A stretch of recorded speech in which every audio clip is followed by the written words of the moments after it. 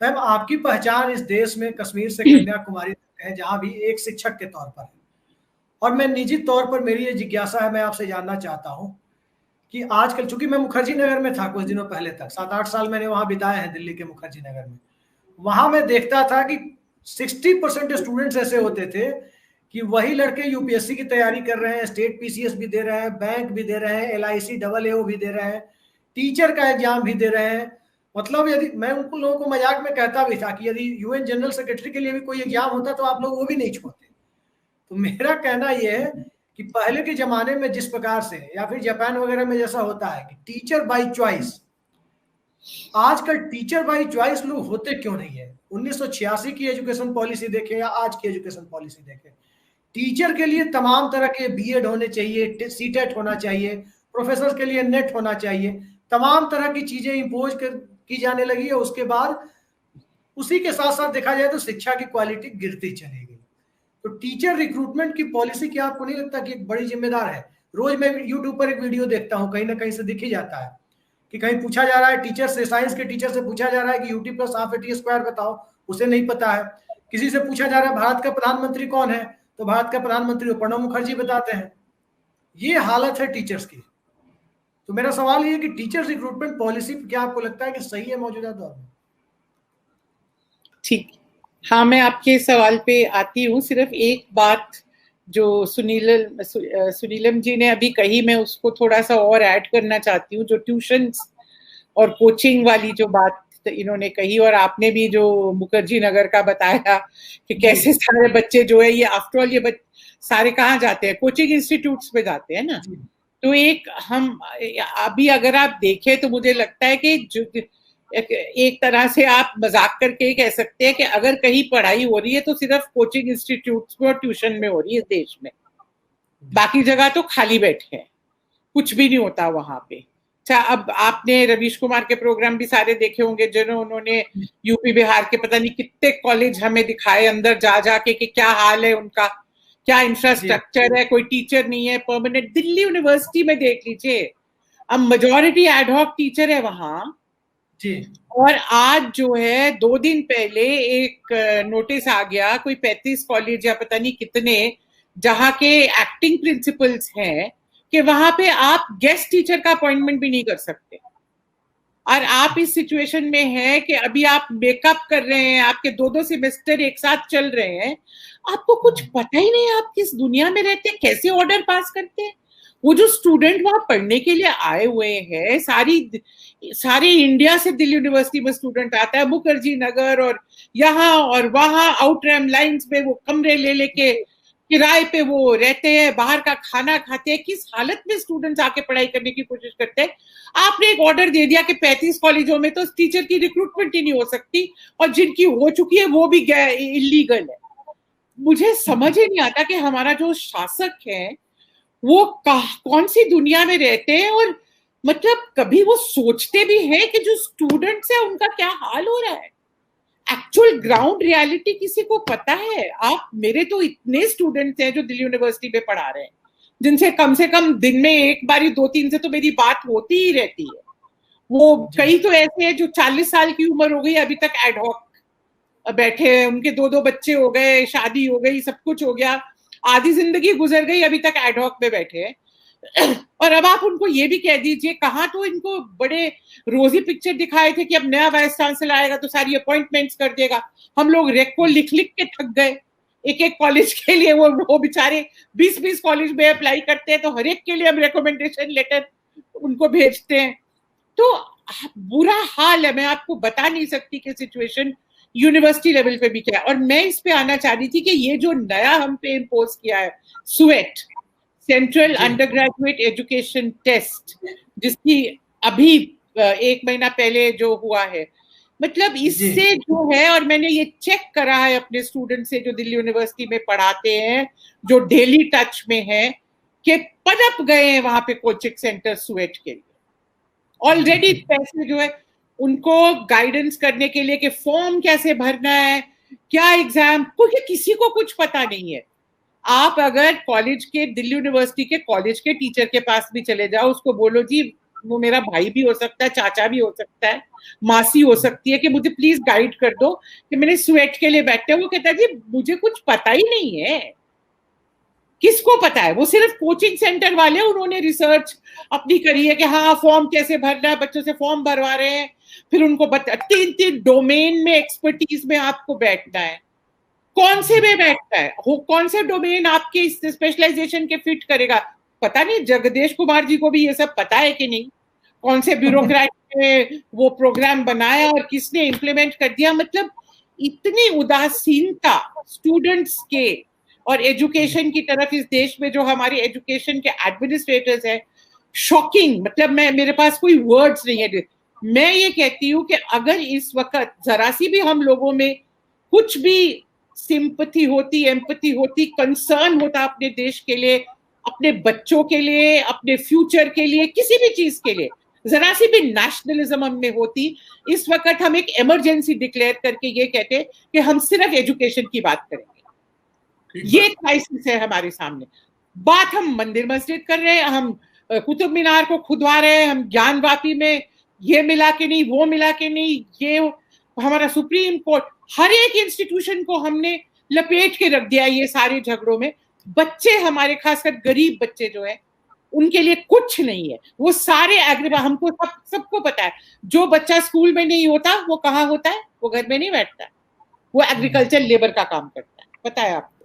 ये इतने सालों से लड़ लड़ के राइट टू एजुकेशन वालों ने हमें सिखाया है कि child who is out of school is child labour. That's how you count child labour. आपकी गिनती इस तरह से आपको करनी है। तो जितने बच्चे ये स्कूल से निकल के जा रहे हैं, अभी आपने आंकड़े बताए, ये ड्रॉप आउट्स हुए, ये कहाँ जा रहे हैं? ये आपके लेबर फोर्स में जा रहे हैं। इनका नतीजा क्या होगा? They will bring down adult wages even more. वो जो वहां लैंडलॉर्ड है, जो भी है, जो उनको हायर कर रहा है, या फैक्ट्री ओनर जो भी हायर कर रहा है, हर एक की वेजेस उनकी भी गिरेंगी या बढ़ेंगी नहीं, जो भी है। पूरा एक इकोनॉमी पे इसका असर होता है। और वो सारे गेन्स जो है पिछले 10-15 साल के आरटीई मूवमेंट के, एजुकेशन के एक्सपेंशन के, आप खो देंगे बिल्कुल। तो ये एक शॉकिंग, मुझे लगता है इमरजेंसी टाइप सिचुएशन है, और उसको हम और बिगाड़ दे रहे हैं स्वेट जैसी चीजें लाके। कोई ऑटोनॉमी, क्या बात कर रहे हैं आपके टीचर्स की, आप टीचर रिक्रूटमेंट की बात कर रहे हैं। देखिए शुरू में वोरा जी ने एक बहुत कमाल की बात कही थी। उन्होंने कहा था जो टीचिंग लर्निंग का सारा प्रोसेस है ना, वो फेथ और कॉन्फिडेंस और ट्रस्ट पे चलता है। आप उसको बिल्कुल ब्यूरोक्रेटाइज कर दीजिएगा, आप कहीं नहीं पहुंच सकते। आप कितने नेट इम्पोज कर लीजिए कि क्वालिटी बन जाएगी, आप कितने एग्जाम कर लीजिए, आपका उससे कुछ नहीं होने का। जो रिफॉर्म आपको चाहिए, टीचर ट्रेनिंग में इन्वेस्ट करो, टीचर्स की कैपेबिलिटी बढ़ाओ, उनकी जो आपको अज्यूम करके चलना पड़ेगा, और कोई तरीका नहीं है कि टीचर जो है वो स्टूडेंट में इंटरेस्टेड है। अगर आपका टीचर पढ़ाने में इंटरेस्टेड नहीं है, आप डंडे मार लीजिए, इंसेंटिव दे दीजिए, नेट करवा लीजिए, आप कुछ नहीं कर सकते। You can take a horse to water, can't make it drink. You can take a teacher into the classroom, can you make them teach well? आप उनको 1 घंटा खड़ा कर दे सकते हैं ना, वो आधा घंटा खड़ा कर दे सकते हैं, बोर्ड पे वो लिखते रहेंगे, कुछ भी पढ़ा देंगे। आप क्या करेंगे?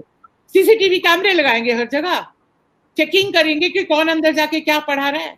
ऐसे नहीं होता है। आप जो भी सिस्टम आप लाते हैं वो ब्यूरोक्रेटाइजेशन और सेंट्रलाइजेशन की तरफ सारा जा रहा है। आप ऑल इंडिया टेस्ट बना रहे हैं, पोस्ट ग्रेजुएट, जेएनयू जैसी यूनिवर्सिटी में आपने अंडर ग्रेजुएट लेवल और पोस्ट ग्रेजुएट लेवल पे ये ऑल इंडिया टेस्ट इम्पोज कर दिए जी। कोई ऑटोनॉमी नहीं छोड़ी आपने। कल को आप हमें कहेंगे कि आपके स्टूडेंट कैसे निकलते, स्टूडेंट चूज करने में तो हमारा कोई रोल ही नहीं छोड़ा आपने। हम एंट्रेंस टेस्ट मैंने ये सवाल आपसे इसलिए पूछा था क्योंकि मैं अभी कुछ दिन पहले घर गया था अपने बिहार में। मैंने देखा कि मेरे चाचा ने एक टीचर से इंट्रोड्यूस करवाया जो बच्चों को पढ़ाने आते थे। हाँ। और बताया कि ये बीटेक है और वो बच्चों को पढ़ा रहे थे केमिस्ट्री। मैंने खुद वहां बैठ करके देखा, वो पढ़ा नहीं रहे थे, वो खुद ही पढ़ के 45 मिनट टाइम इन्वेस्ट करके जा रहे थे। उनका बच्चों पर कोई फोकस नहीं था, वो खुद ही पढ़ रहे थे बैठ के। अरे आप गांव की बात, आप गांव की बात उनकी जीरो थी।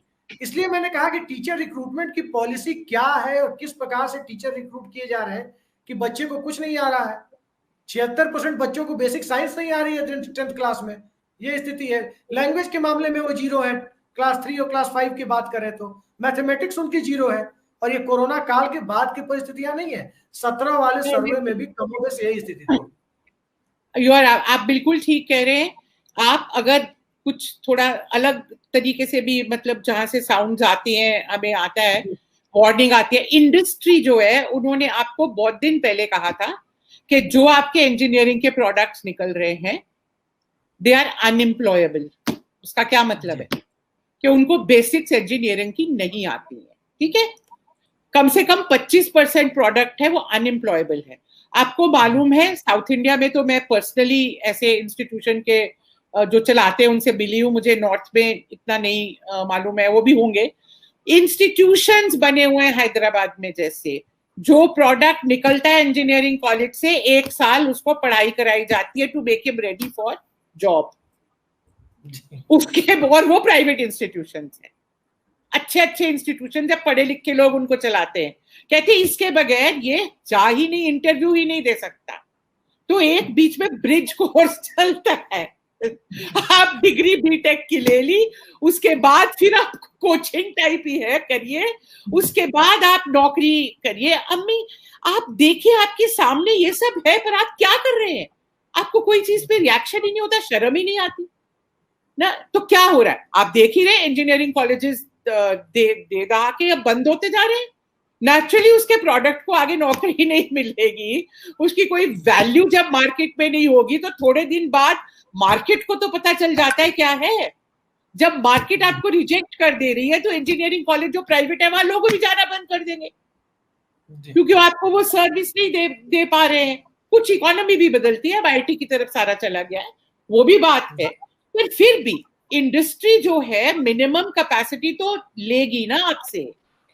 आप अनएम्प्लॉयबल है तो आपको एम्प्लॉय नहीं करेगी। आप वहां से शुरू करिए एनालाइज करना और रिसर्च करना। 10 इंडस्ट्रियलिस्ट को बुला के पूछ लीजिए, आपको एक दिन में पता चल जाएगा कि क्या हमारी एजुकेशन का हाल है।